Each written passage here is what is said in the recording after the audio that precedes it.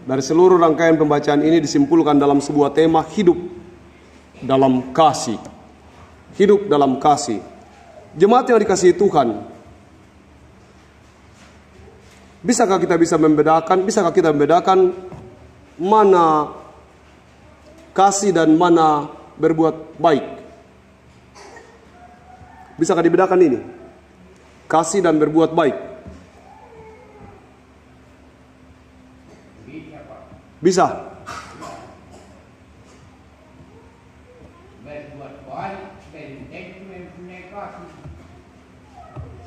Tapi orang yang punya kasih sudah pasti berbuat baik.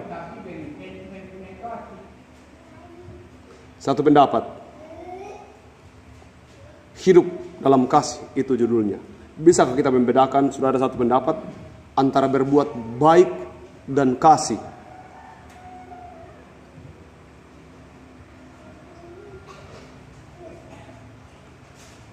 Dalam abad pertengahan, waktu pembuatan pengakuan, makanya ada pengakuan Nisea, ada pengakuan iman rasuli. Waktu pengakuan iman rasuli dibuat, semua bicara tentang anak manusia yang menderita. Di bawah pemerintahan Pontius Pilatus, lahir dari darah Maria dan seterusnya. Orang kemudian memikirkan bahwa kalau begitu tidak kelihatan di mana keallahan Kristus. Sehingga dikatakan harus kita bikin rumusan. Itulah kemudian kita pakai di pengakuan di liturgi 3. Apa yang tergambar di situ? Allah dari Allah yang sejati, terang dari terang. Diperanakkan, bukan dibuat. Sehakikat dengan Sang Bapa dan seterusnya. Dia total bicara di situ bahwa dia bukan manusia saja, tapi dia sungguh-sungguh Allah. Bagaimana membedakan itu? Ada rumusannya. Rumusannya bunyinya begini. Yesus itu seperti air. Bagaimana membedakan kasih dan perbuatan baik? Air dan minyak.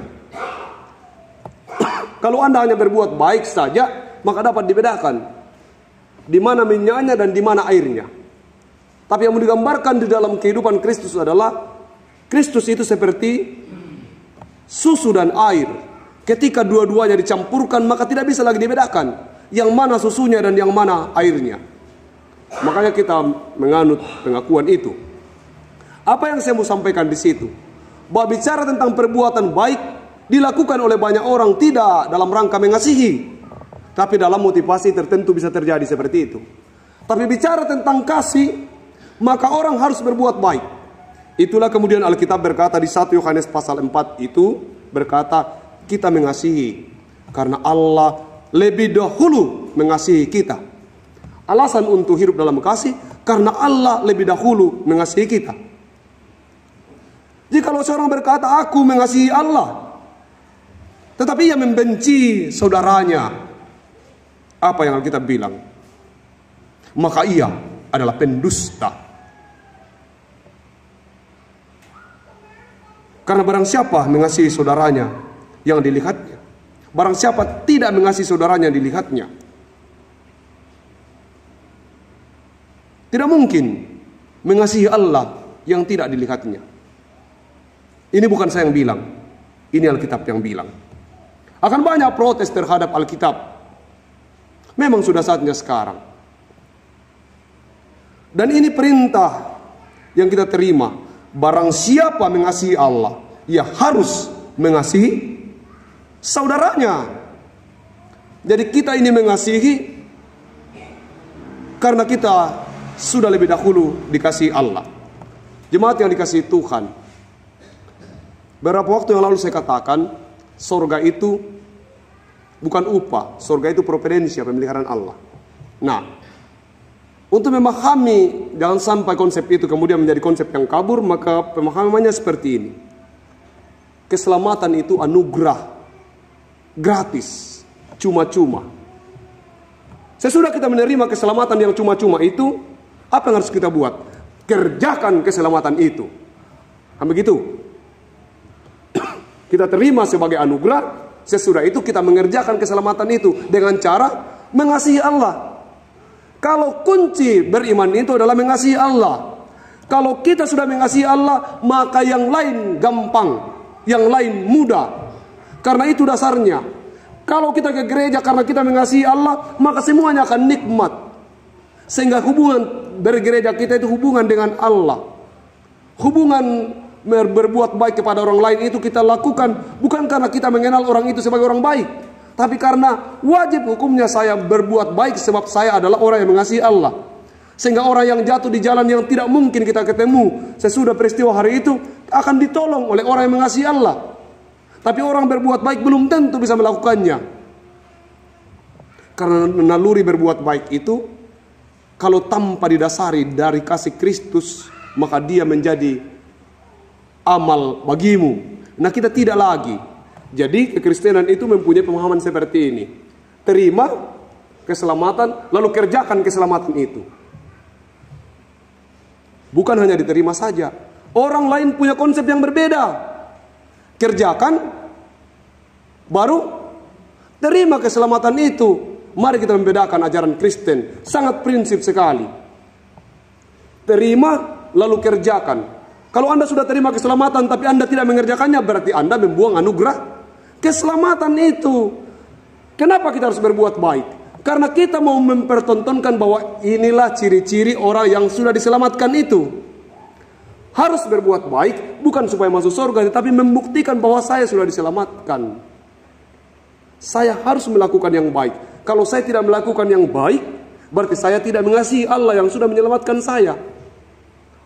Berat sekali kalau kita hanya mengasihi manusia dalam dasar bahwa saya orang baik. Berat, sulit. Alkitab berkata apa? Kasihilah musuhmu. Dan mana mungkin kita mengasihi musuh? Berdoalah bagi orang yang menganiaya kamu. Itu impossible, tidak masuk di akal. Tapi bagaimana kita harus bisa melakukan itu? Karena kita bilang, saya mengasihimu bukan karena engkau kembali mengasihiku. Bukan begitu kan? Saya mengasihimu bukan karena engkau saya tunggu untuk kembali mengasihiku. Tidak. Saya mengasihimu karena Allah lebih dahulu mengasihiku. Alasan saya mengasihi musuh adalah karena Allah lebih dahulu mengasihi saya. Dipertegas. Kekristenan memahami bahwa anugerah keselamatan diterima secara gratis, lalu kemudian keselamatan itu dikerjakan sebagai bukti bahwa kita sudah diselamatkan. Orang lain berbeda. Saya tidak bisa katakan yang mana, tapi ajaran lain berbeda. Mereka bekerja supaya dapat diselamatkan.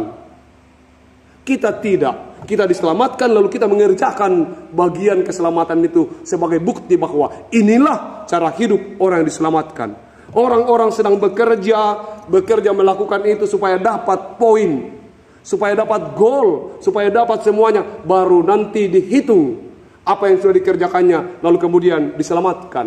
Nah, di situ perbedaan kita. Itu poin yang pertama.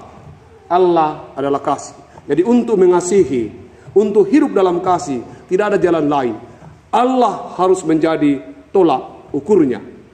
Karena tidak mungkin kita mengasihi orang yang membenci kita. Tidak mungkin kita mengasihi musuh kita kalau kebaikan diri kita yang menjadi ukurannya. Kita ini dikasihi Allah bukan karena kita orang baik, tapi karena kita orang berdosa. Yang kedua, di bagian lain dari pembacaan kita ini memberi sebuah penegasan tentang antikristus. Penyesat telah muncul dan pergi ke seluruh dunia. Tahu tidak? Sekarang ada namanya Kristen progresif. Kristen progresif itu mengukur bahwa Tuhan itu baik. Dan kalau Tuhan baik, tidak mungkin dia tega lihat orang di neraka. Tuh? Masa Tuhan yang penuh kasih itu, masa nanti kalau kita mati, dia mau tega-teganya lihat kita di neraka? Kalau dia baik, maka tidak akan ada orang masuk neraka. Begitu kata mereka. Ini sesat. Dan ini sangat berbahaya. Makanya saya katakan beberapa waktu yang lalu bahwa upah dosa ialah maut. Bagaimana kita bisa membuktikan itu? Bukan saya mengatakannya. Roma 6 ayat 23. Sebab upah dosa ialah maut. Tetapi karunia yang tadi kita sudah terima itu, karunia Allah ialah hidup yang kekal dalam Kristus Yesus Tuhan kita. Karunia itu tidak boleh kita lepaskan. Kalau kita melepaskan karunia anugerah keselamatan itu, maka kita akan mendapat upah. Karena kita keluar keluar dari kasih karunia itu. Jadi Tuhan tidak membuang kita, kita yang melepaskan, mengeluarkan diri dari kasih karunia itu. Sehingga tidak ada alasan untuk kemudian minta belas kasihan Tuhan lagi. Karena kita yang keluar dari kasih karunia itu, kita yang menolak keselamatan itu.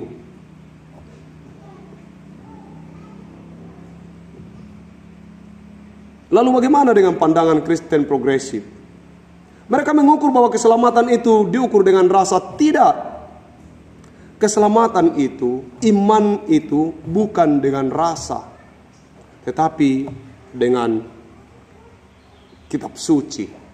Ada banyak hal yang sulit diterima dengan pemikiran dan logika. Tapi apa hendak dikata? Alkitab begitu menjelaskannya. Kalau kita menafsir firman Tuhan dengan pengetahuan sendiri, maka celakalah kita. Alkitab bilang apa? Akulah jalan kebenaran dan hidup. Tidak ada seorang pun yang sampai kepada Bapa kalau tidak melalui aku. Sakit. Saya punya banyak keluarga yang tidak Kristen.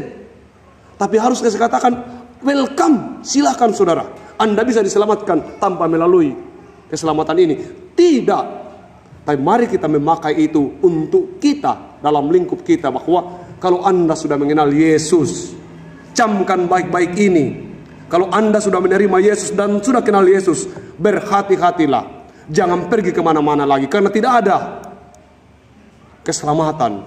Tidak mungkin Anda sampai kepada Bapa kalau tidak di dalam Yesus. Tuhan menolong saya dan saudara memahami bahwa kalau kita melakukan sesuatu yang baik, itu karena Tuhan lebih dahulu mengasihi kita. Kalau kita melakukan yang tidak baik, maka Tuhan sedih. Kenapa Tuhan sedih?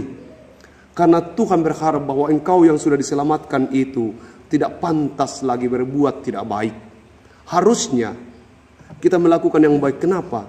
Karena Tuhan sudah menyelamatkan kita. Dan itulah alasan kita untuk hidup mengasihi. Dan bagaimana kita mengasihi dengan sungguh? Satu kuncinya, kasihi Tuhan. Kalau engkau sudah mengasihi Tuhan, maka pastilah engkau mengasihi orang lain. Karena disitulah tempat membuktikan bahwa aku mengasihi Tuhan dengan cara mengasihimu. Bagaimana aku mengasihimu sebagai orang yang begitu jahat kepadaku? Memang kasih dalam Tuhanlah yang memungkinkan kita untuk mengasihi orang yang berlaku jahat terhadap kita. Karena ukuran kasih itu bukan standar kita. Ukuran kasih itu standarnya adalah standar Tuhan. Apa standar kasih bagi Tuhan? Dia mengasihi orang berdosa. Kalau begitu, apa yang harus kita lakukan? Kita dipanggil juga mengasihi mereka yang mengutuk kita, yang membenci kita, yang memusuhi kita.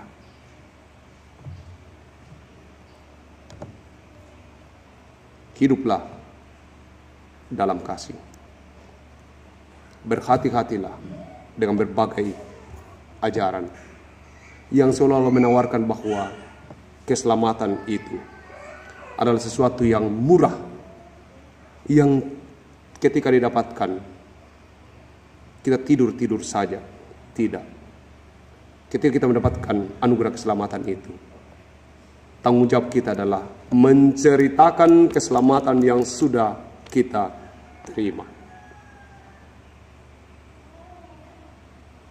Setiap orang yang tinggal di dalam ajaran Kristus, tetapi yang melangkah keluar dari situ, tidak memiliki Allah. Barang siapa tinggal dalam ajaran itu, ia